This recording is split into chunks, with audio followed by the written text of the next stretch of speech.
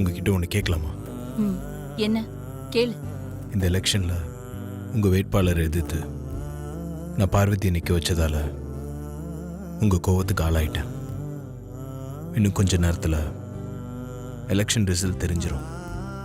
இந்த election results எப்படி வந்தாலும் அதோட பாதிப்பு வீட்டில் இருக்குமா? வீட்டில் நீங்கள் அதுக்கு ரியாக்ட் பண்ணுவீங்களாமா? ஆதி, நீ ஒரு காரணத்துக்காக பார்வதியை நிறுத்தின, நான் ஒரு காரணத்துக்காக மித்ராவை நிறுத்தினேன். மேலோட்டமா பார்த்தா கோவப்படதான் தோணுது. ஆனா கொஞ்சம் யோசிச்சு பார்த்தா கோவம் தேவையில்லைன்னு தான் தோணுது.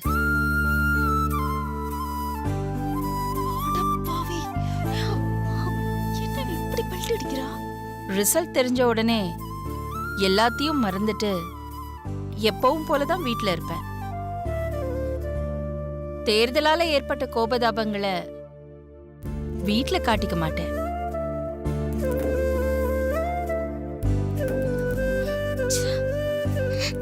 எங்க இந்த தேர்தலால அம்மாவுக்கும் மகனுக்கும் நடுவுல இடைவெளி வந்துருமோன்னு பயந்துட்டு இருந்த. நல்ல வேளை அப்படி எதுவும் நடக்கல. எப்பவுமே நீதான் என்னோட நம்பிக்கை.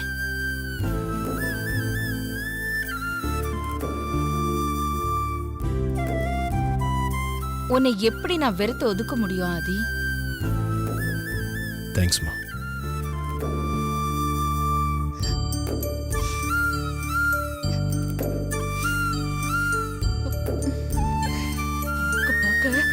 வா.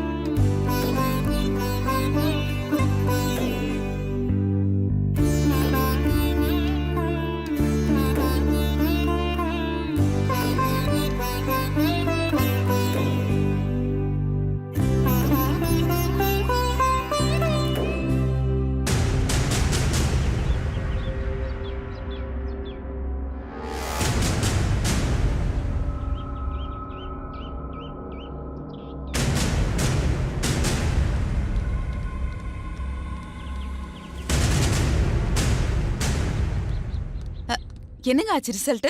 கவுண்டிங்லாம் முடிஞ்சுதா? மித்ரா தானே ஜெயிச்சிருக்கா?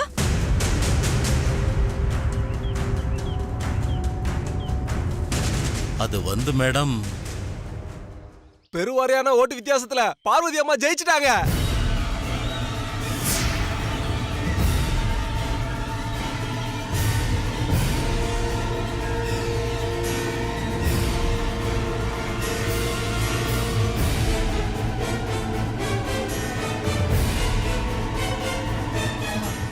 என்னது பார்வதி ஜெயிச்சிட்டதா சொல்றாரு? ஆக்சுவலா ஜெயிச்சது யாரு? ஜெயிச்சது பார்வதி தான் மேடம்.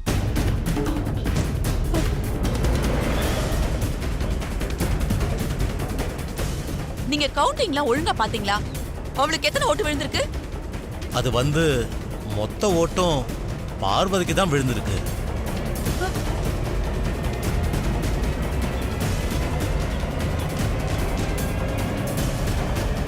மித்ரா அம்மாவுக்கு வெறும் 15 ஓட்டு தான் மேடம் விழுந்திருக்கு. நோ, இதை என்னால நம்ப முடியாது. ஆண்டி, கவுண்டிங்ல ஏதோ தப்பு நடந்திருக்கு. ரீகவுண்டிங் பண்ண சொல்லுங்க. ஆமாங்கக்கா, என்னைக்கில தான் இவங்க ஏதோ தப்பு பண்ணிருக்காங்க. ஓட்டு போட்டு வந்தவங்க சொன்னதெல்லாம் நீங்க கேட்டீங்கல்ல? எல்லாரும் உங்களுக்கு ஓட்டு போட்டதா தான் சொன்னாங்க. அப்புறம் எப்படிக்கா மித்ரா தோத்து போவா? எலெக்ஷன் ஆபீசர் எங்க? ரிசல்ட் எப்படி மாறுச்சு? அம்மா ஒரு நிமிஷம்.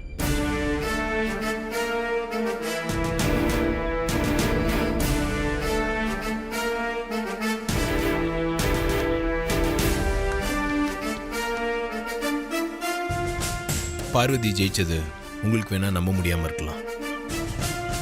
காலையில ஒரு வீடியோ வந்துச்சு, அதை நீங்க பார்த்துருந்தீங்கன்னா உங்களுக்கே புரிஞ்சிருக்குமா? அக்கா நம்ம ஆபீசரை போய் பாக்குறத தடுக்கிறதுக்காக தான் ஆதி ஏதோ புதுசா வீடியோ அது இதுன்னு கதை சொல்லிட்டு இருக்கான். நீங்க வாங்கக்கா நம்ம போலாம். சித்தி இருங்க. அம்மா, இன்னைக்கு காலையில் போலிங் ஸ்டார்ட் பண்ணுறதுக்கு முன்னாடி நம்ம ஒர்க்கர்ஸோட செல்ஃபோனுக்கு வாட்ஸ்அப்பில் ஒரு வீடியோ வந்துச்சு.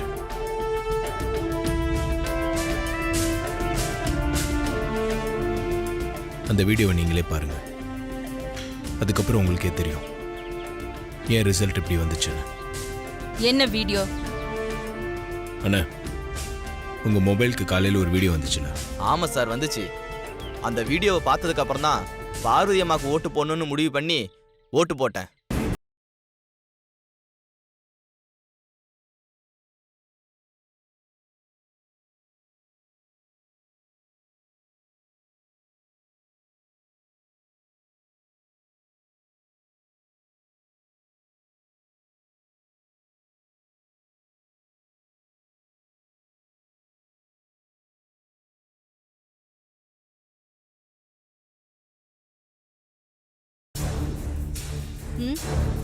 பேசி முடிச்சிட்டியா? இப்போ நான் பேசலாமா? நான் என்னைக்குமே எந்த பதவிக்கும் ஆசைப்பட்டது கிடையாது. பெரியய்யா என்னை எலெக்ஷன்ல நிக்க சொன்னதுனால தான் நான் நின்னேன். என்ன சொன்ன? என்னைக்குமே நான் சமையல்காரி தானே சொன்னேன். ஆமா, நான் சமையல்காரி தான். அதுல எனக்கு எந்த கேவலமும் இல்ல. காலம் பூரா அம்மாவுக்கு நான் ஏன் கையால சமைச்சு போடணும், போடுவேன். அதுதான் என்னோட ஆசையும் விருப்பமும். எனக்கு அந்த பதவி மட்டும் போதும், வேற எந்த பதவியும் வேண்டாம். அம்மா மேல மதிப்பும் மரியாதையும் வச்சிருக்கிற தொழிலாளர்கள் அம்மா வார்த்தைக்கு கட்டுப்பட்டு உனக்கு தான் ஓட்டு போட்டு ஜெயிக்க வைப்பாங்க. அதுல எந்த சந்தேகமும் இல்ல. உன்கிட்ட நான் ஒன்னே ஒண்ணு கேக்குறேன். ஜெயிச்சதுக்கு அப்புறம் ஏதோ ஆட்டத்தை ஆரம்பிக்க போறேன்னு சொன்னல, உன்னோட கோபம் எதுவா இருந்தாலும் அதை என்கிட்ட மட்டும் காட்டு. தயவு செஞ்சு தொழிலாளர்கள் கிட்ட காட்டிடாத. என்னோட முதல் டார்கெட்டே ஒர்க்கர்ஸ் தான். நான் பணம் கொடுக்கும்போது அதை கை நீட்டி வாங்கிட்டு அப்புறம் ஆண்டி கிட்ட வந்து போட்டு கொடுத்து அவங்க முன்னாலேயே என்ன அரவாங்க வச்சாங்கல்ல, அந்த அவமானத்தை நான் மறக்கவே மாட்டேன். அவங்கள பழி வாங்கியே தீருவேன்.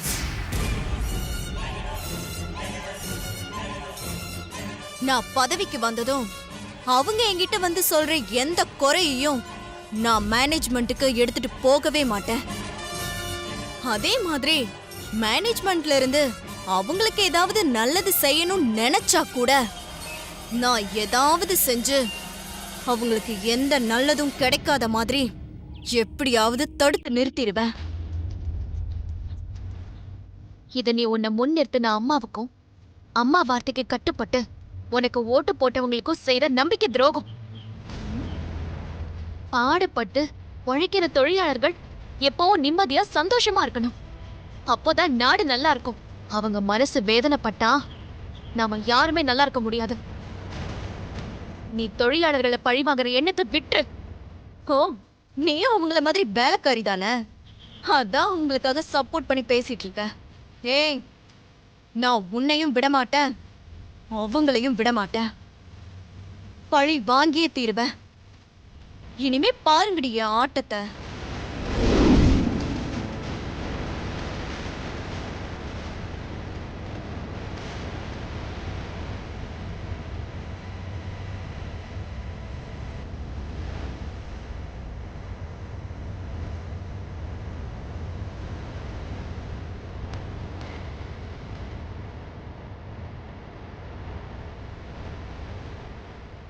இந்த வீடியோவை பார்த்ததுக்கப்புறம் தொழிலாளிங்க எப்படிம்மா மித்ராக்கு ஓட்டு போடுவாங்க?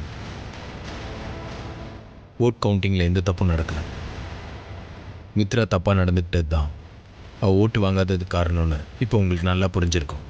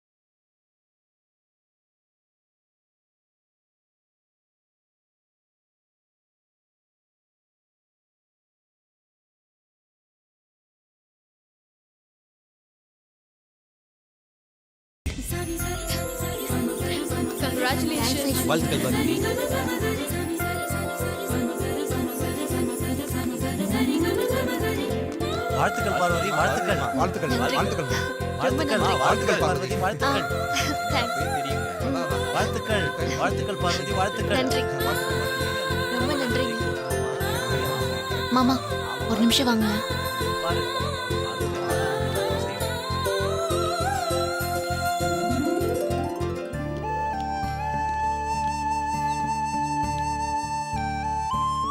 என்ன?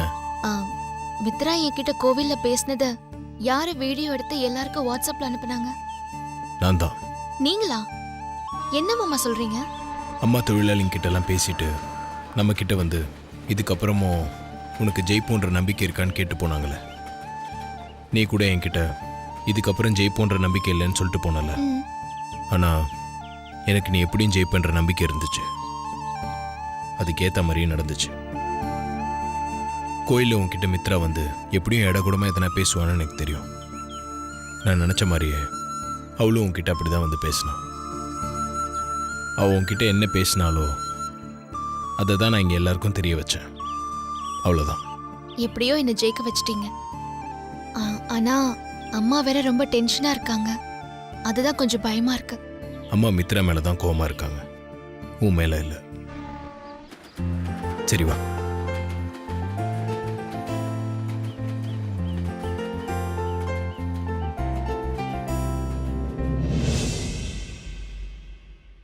குலசாமியின் தலைமகள் நீயே, காக்கும் கடவுளின் கருவறை நீயே, ஆயிரம் தாயில் பாசம் பார்வதி அம்மா பார்வதி அம்மா பார்வதி அம்மா பார்வதி அம்மா பார்வதி அம்மா பார்வதி அம்மா பார்வதி அம்மா பார்வதி அம்மா பார்வதி அம்மா பார்வதி அம்மா பார்வதி அம்மா பார்வதி அம்மா பார்வதி அம்மா பார்வதி அம்மா பார்வதி அம்மா பார்வதி அம்மா பார்வதி அம்மா பார்வதி.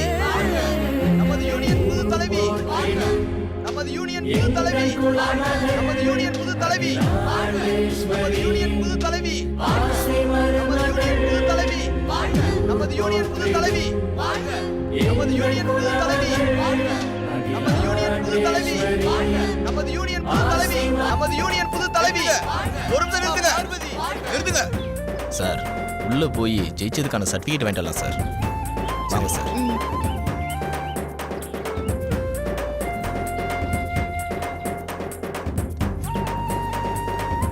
வாங்க சார். மேடம் இதில் ஒரு கையெழுத்து போடுங்க.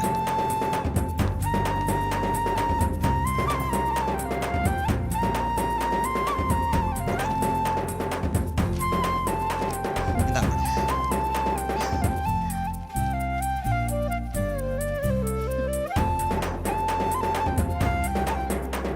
சரி வா.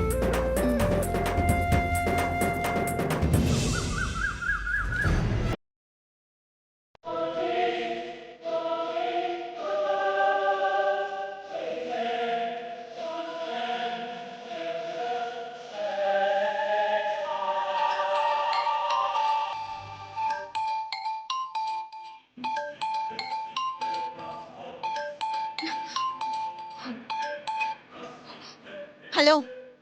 என்ன மித்ரா, எலெக்ஷன்ல தோத்து போன சோகத்துல ரூம்ல முடங்கி போய் கிடக்குறியா?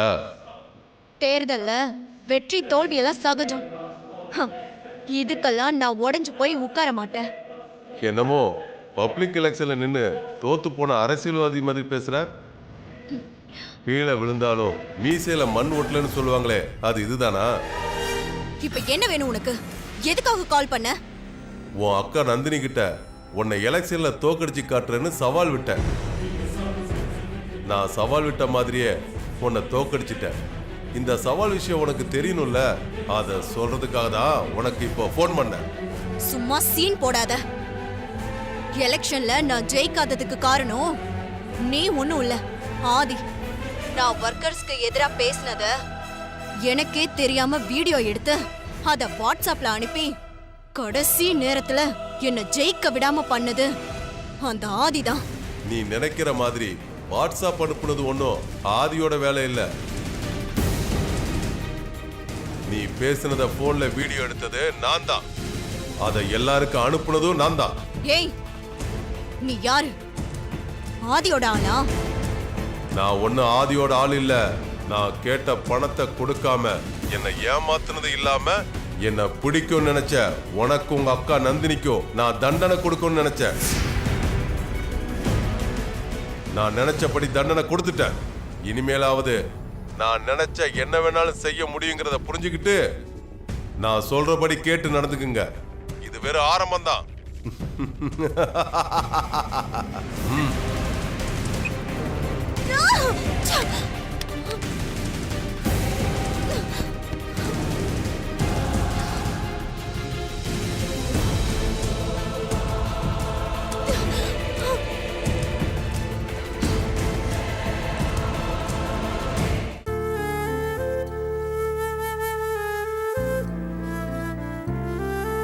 சிங்கப்பெண்ணே சிங்கப்பெண்ணே ஆனினமே உன்னை வணங்குமே நன்றி கடன். ஐசு, அண்ணி எலெக்ஷன்ல ஜெயிச்சிட்டாங்கன்னு நான் எவ்வளவு சந்தோஷமா ஆடி பாடிக்கிட்டு இருக்கேன். அந்த சந்தோஷம் மூஞ்சில துளி கூட இல்லையே. என்ன ஜெய்சு, என்ன யோசனையில இருக்க? பார்வதி பத்தி தான் யோசிச்சுட்டு இருக்கேன் அருண். எலெக்ஷன்ல தான் அண்ணி ஜெயிச்சிட்டாங்களே, அப்புறம் என்ன? ஓ, குட்வில் அம்பாசிடர் பதவியை அவங்க எப்படி சமாளிக்க போறாங்கன்னு யோசிச்சுட்டு இருக்கியா? அதெல்லாம் ப்ரோ பாத்துக்கு வர ஐசு, அண்ணியும் சமாளிச்சிருவாங்க. அத பத்தி நீ ஒன்னும் கவலைப்படாத. பார்வதி பதவி எப்படி சமாளிப்பாங்கிறது பிரச்சனை இல்ல அருண்.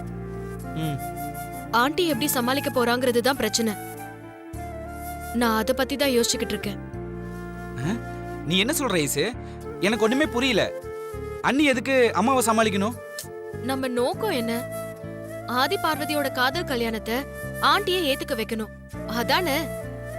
ஆமா, பார்வதி அண்ணிய அம்மா மூத்த மருமகளா ஏத்துக்கணும். அதுக்காக தானே ப்ரோ இப்படி எல்லாம் பண்ணிக்கிட்டு இருக்காரு.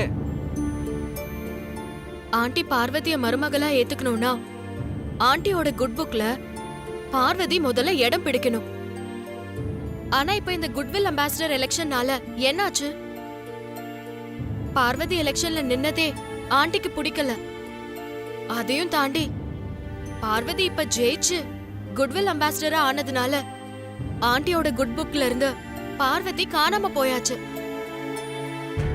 இதுக்கு முன்னாடி வனஜா ஆண்டியும் மித்ராவும் பார்வதிய டார்ச்சர் பண்ணும்போது அது ஆண்டிக்கு தெரிய வரும்போது வனஜா ஆண்டியும் மித்ராவையும் வார்ன் பண்ணி பார்வதிய சேஃப்கார்ட் பண்ணிருக்காங்க. ஆனா இனிமே அப்படி இருக்க மாட்டாங்கன்னு நினைக்கிறேன். வனஜா ஆண்டியும் மித்ராவும் பார்வதிக்கு டார்ச்சர் கொடுக்கறது தெரிஞ்சா கூட கண்டுக்காம இருந்துருவாங்கன்னு தோணுது. ஆண்டியோட மாரல் சப்போர்ட் இல்லனா பார்வதி பெரிய சவால்களை சமாளிக்க வேண்டியதா இருக்கும். அதெல்லாம் நினைக்கும் போது எனக்கு ரொம்ப கவலையா இருக்கு.